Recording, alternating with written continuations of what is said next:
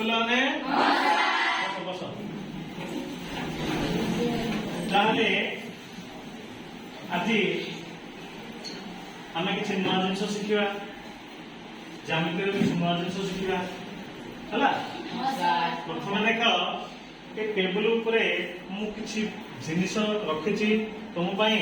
ଯୋଉ ଜିନିଷ ଗୁଡାକୁ ତମେ ଆଗରୁ ଦେଖିଥିବ କଣ କଣ ଜିନିଷ ରଖିଛି କହିଲ ତମେ କଣ ଜିନିଷ ଏଗୁଡାକ କଣ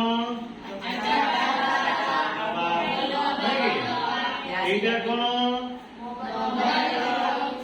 মোবাইল লোগো নাকি তুমি দেখিছো সব মোবাইল লোগো দেখিছো ওটা ওটা কোন